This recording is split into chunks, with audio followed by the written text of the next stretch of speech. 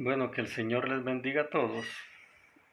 Estoy nuevamente acá para compartir nuevamente la palabra del Señor con cada uno y así cada día podamos seguir creciendo en el conocimiento, poder seguir creciendo, ¿verdad? Como Pedro dice, que crezcamos en la gracia y el conocimiento de nuestro Señor Jesucristo.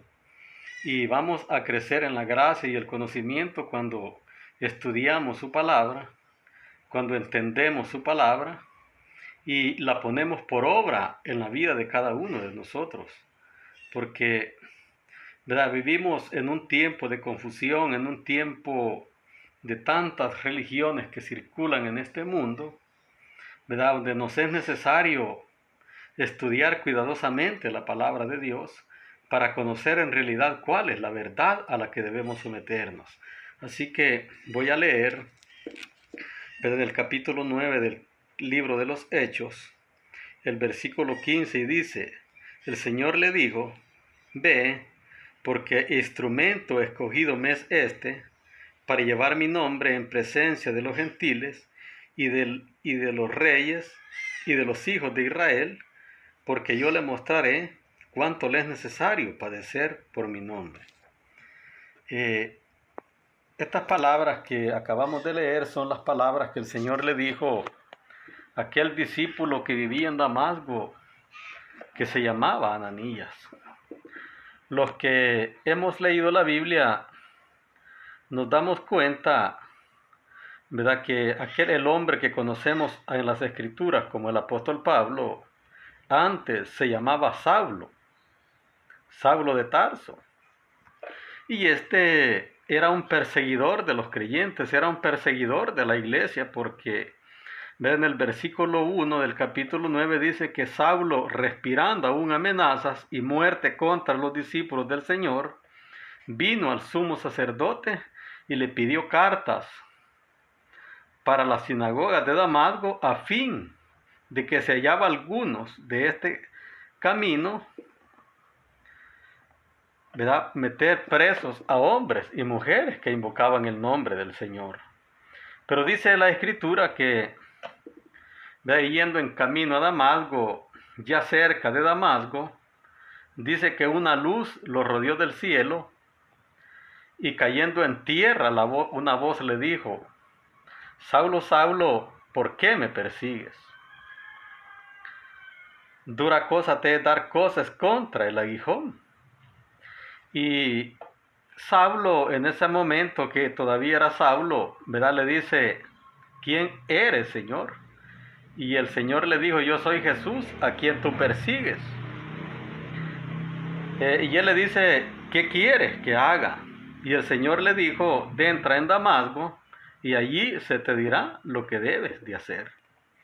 ¿Verdad? Y cuando el apóstol estaba en Damasco, ¿verdad?, el Señor le habló en visión a Ananías, ¿verdad? Y le dijo el Señor: levántate y ve a la calle que se llama derecha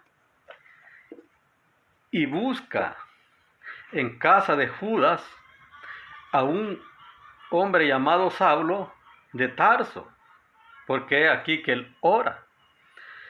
¿Verdad? Y ha visto en visión a un varón llamado Ananías que entra y le pone las manos encima para que reciba la vista. Porque, ¿verdad?, el apóstol Pablo acá había quedado ciego, ¿verdad?, había perdido la vista, y ahora Ananías, este siervo del Señor que estaba en Damasco, iba a orar para que el apóstol Pablo pudiera recibir la vista. Pero Ananías, ¿verdad?, le dice: Señor, he oído de este hombre cuántos males ha hecho a tu pueblo, y aún aquí tiene autoridad para prender a los que invocan tu nombre. Allí vienen las palabras que acabamos de leer, donde le dice: ve, porque instrumento mío me es este, para que lleve mi nombre ante los reyes, ante los gentiles y ante los hijos de Israel. Porque yo le mostraré cuán necesario es o cuánto tiene que padecer por mi nombre. Entonces, cuando el Señor dice: instrumento mío es para que lleve mi nombre, vea, lo que el Señor está diciendo es que lo había escogido para que fuera un instrumento, para que le predicara ante los reyes, le diera a conocer como el Señor, como el Salvador ante los gentiles y ante los hijos de Israel. Para eso lo había llamado, para llevar su nombre, significa que iba a predicar al Señor Jesucristo ante los reyes, ante los gentiles y ante los hijos de Israel. Entonces, ¿verdad? La parte importante que nosotros podemos ver aquí en este pasaje, bueno, hay mucho que podemos aprender, pero lo que quiero señalar es cómo Dios puede y tiene poder para cambiar a las personas. Porque mire, este hombre, ¿verdad? Después de ser un hombre perseguidor de los cristianos, perseguidor de la iglesia, que respiraba amenazas en contra de los cristianos, ahora Dios lo cambia y lo convierte en un ferviente apóstol, ¿verdad? Que después tuvo que sufrir mucho por la causa de Cristo y nunca lo negó. Por eso en la carta a Timoteo, ¿verdad? Él, cuando escribe la segunda carta a Timoteo, él dice: he peleado la buena batalla, he guardado la fe, he terminado la carrera con gozo, por lo demás me espera la corona de justicia que el juez justo me dará en aquel día, y no solo a mí, sino a todos los que esperan su venida. Después de perseguir a la iglesia, él fue perseguido por la causa del Señor, pero él le fue fiel hasta la muerte, esperando que el Señor le daría esta corona de justicia. Entonces, ¿verdad? Cuando nosotros conocemos verdaderamente quién es Jesús, qué significa el Señor Jesucristo para cada uno de nosotros, sabemos que Él puede quebrantar cualquier cadena que nos esté atando de pecado. No importa que el hombre sea un alcohólico, a donde le han dicho que ya no tiene remedio. No importa que el hombre sea un drogadicto, donde alguien le ha dicho que ya no podrá salir nunca de allí.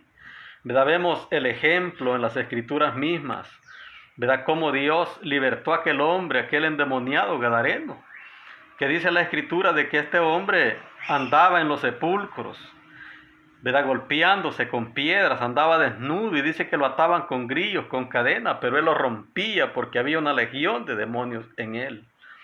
Pero cuando Cristo llega a ese lugar, el Señor lo libera, saca aquella legión de demonios que estaban en él, y estos se introdujeron en unos cerdos. Pero cuando la gente se dio cuenta del milagro que Jesús había hecho, le pidieron que se fuera. Y cuando Jesús se fue del lugar, o iba a partir del lugar, dice que aquel hombre quería irse con Jesús, pero Jesús le dijo: no, ve a los tuyos y cuéntales cuán grandes cosas Dios ha hecho contigo y cómo tuvo misericordia de ti. De allí vemos cómo de la situación a donde nadie podía sacar a este hombre, donde nadie ya podía ayudarle, Cristo Jesús lo libertó, lo hizo libre, y fue un testimonio viviente la obra que Dios hizo en este hombre. Entonces sabemos que el Señor puede romper cualquier cadena de pecado que ate al hombre. Él puede romper las cadenas del alcoholismo, las cadenas de la drogadicción, las cadenas de la prostitución, las cadenas del homosexualismo, las cadenas de la hechicería, las cadenas de todo lo que pueda atar al hombre en este mundo. Cristo Jesús las puede romper y hacer de nosotros personas diferentes, ¿verdad? Por eso en aquellos tiempos dice la Escritura en el Evangelio de Juan, ¿verdad? Que el Señor le dijo a los discípulos que habían creído en Él, ¿verdad? Si permanecieres en mí, mis palabras permanecen en vosotros, conoceréis la verdad, y la verdad los hará libres. Pero los judíos que estaban allí, dice de que ellos oyeron y dijeron: pero si nosotros nunca hemos sido esclavos de nadie, ¿por qué dice seréis libres? Y el Señor les dijo: de cierto les digo que el que peca es esclavo del pecado. Pero el esclavo no queda en la casa para siempre, el Hijo sí queda en la casa para siempre. Así que si el Hijo os libertare, seréis verdaderamente libres. Entonces solamente Cristo Jesús es el que puede libertar al hombre y a la mujer, sin importar la condición en que viva o en que esté, ¿verdad? Porque no es practicando una religión, no es que nos impongan una religión, ¿verdad?, en nuestra vida, sino realmente conocer quién es Jesús para nosotros. Porque en aquel tiempo dice la Biblia de que había una mujer que era pecadora, y Jesús había sido invitado a casa de un Simón, el fariseo, y esta mujer cuando vio a Jesús comenzó, ¿verdad? Comenzó a besarle los pies, a enjuagárselos con sus lágrimas y se los secaba con el cabello. Pero Simón el fariseo dijo, ¿verdad? Cuando dijo, si este fuera profeta, supiera quién es esa mujer que lo está tocando. Pero Jesús le dijo, déjala. Y le dijo a la mujer, ¿verdad? Hija, tus muchos pecados te son perdonados. Allí dice la Biblia que esta mujer era una pecadora. Vemos también, ¿verdad? Cuando aquella mujer que había sido sorprendida en adulterio la llevan ante el Señor. ¿Verdad? Dice que los que la acusaban la llevaron y le dijeron, Señor, te hemos traído a esta mujer, porque Moisés los ordenó, ha sido sorprendida en adulterio. Y Moisés los ordenó que tales mujeres deben ser apedreadas. Pero dice que Jesús, ¿verdad? Les dijo, el que de ustedes esté sin pecado, sea el primero en tirar la primera piedra. Y dice la Biblia que se agachó a escribir en tierra, a escribir en el suelo. Pero cuando el Señor levanta la vista, solo estaba él y la mujer, y le dijo, mujer, ¿dónde están los que te acusan? Todos se han ido, Señor.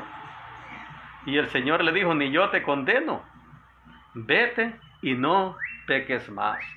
Allí podemos ver la misericordia del Señor hacia el pecador, ¿verdad? Porque, como digo, hoy en este tiempo vivimos en un mundo de confusiones, a donde muchos hombres lo que buscan es imponer una religión sobre los demás.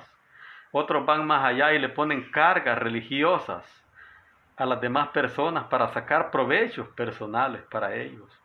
Pero lo importante es que nosotros leamos la palabra de Dios, conozcamos al Dios verdadero de la Biblia, al Dios que sacó a aquel pueblo de Israel de Egipto, y es el mismo que dice que ha enviado a su Hijo Jesucristo para que todo aquel que en Él crea no se pierda, mas tenga la vida eterna. Por eso dice en el capítulo 3 del Evangelio de Juan, ¿verdad? Que como Moisés levantó la serpiente en el desierto, es necesario que el Hijo del Hombre sea levantado para que todo aquel que en Él crea no se pierda, mas tenga la vida eterna. Entonces es necesario que nosotros conozcamos realmente quién es Jesús para nosotros. Ese Jesús que se le apareció a Pablo en el camino, ¿verdad? Que lo convirtió después de ser un enemigo de los creyentes, un enemigo del pueblo de Dios, un enemigo de los cristianos que seguían a Jesús. Después, Él fue un hombre que llevó el nombre del Señor Jesucristo donde quiera, ¿verdad? Ya ha escrito muchas cartas inspiradas por el Espíritu Santo para que nosotros ahora aprendamos de todo lo que este hombre fue en las manos de Dios cuando Dios lo había transformado. Entonces todos estamos, ¿verdad? Con esa necesidad de conocer cada día a Jesús, de saber quién es, saber que Él es la verdad, que Él es el camino y que Él es el único Salvador que ha venido a este mundo para salvar a este mundo.